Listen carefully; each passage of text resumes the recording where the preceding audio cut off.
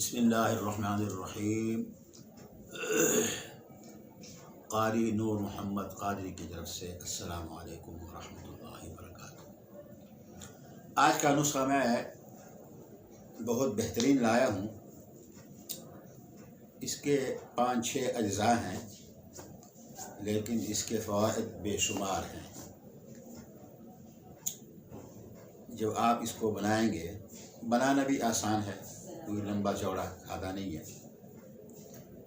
جب آپ اس نسخہ کو بنائیں گے اور آزمائیں گے تو انشاءاللہ مجھے آپ اپنی نیک دعاؤں میں یاد رکھیں گے انشاءاللہ العزیز۔ یہ حکیم عبداللہ صاحب کی کتاب کنز المرکبات سے میں نے یہ نسخہ لیا ہے، جس کا نام ہے بحث الصوت۔ بحث الصوت، آواز کو نکھارنے والی گولیاں۔ اس کے اجزاء ترکیبی کیا ہیں جی؟ نمبر 1، قطیرہ سفید، نشاستہ، مغز کدو، مغز خیارین جس کو ہم کہتے ہیں کھیرا، یعنی کھیرا کے بیج، اور گوند کیکر اور ست ملٹھی اور مصری۔ ہر ایک 5-5 تولہ یعنی 50-50 گرام لے لیں۔ یہ مغزیات جو ہے یہ انہیں اوپر کا چھلکا اترا ہوا لینا ہے اپنے۔ تو اس کو گھر میں آ کے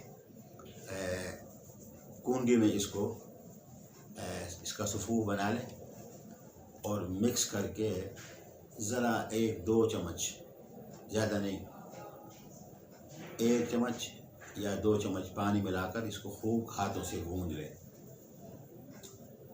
گوندھ لینے کے بعد ذرا تقریباً آدھ گھنٹہ ان کو، اس گوندے ہوئے صفوف کو آدھ گھنٹہ تک رکھیں۔ اس کے بعد تھوڑا سا وہاں سے اٹھا کے اور اس طرح ہاتھوں میں کر کے بار بار، جیسے کہتے ہیں نا سانپے بنا کر یوں، اور پھر چنے کے برابر گولیاں بنائیں اور ڈال دی جائیں۔ تو یہ بنے گی سینکڑوں گولیاں۔ تو اس کو سائے میں خشک کر کے کسی ڈبیا میں یا مرتبان میں جو شیشے کا ہو اس میں بند کر کے، قوال، نعت خوان اور قراء حضرات کے لیے یہ زبردست ایک تحفہ ہے، زبردست نسخہ ہے۔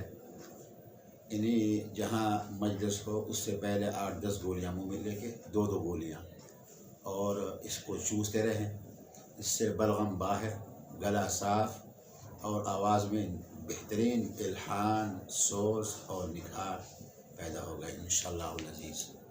میں خود بھی یہاں طلباء کے لیے پہلے بناتا رہا ہوں کئی سال تک، لیکن اب ذرا ہمت نہیں ہے، تو یہ نسخہ میں نے آپ کو بتلا دیا ہے۔ اجزاء ایک مرتبہ پھر سن لو۔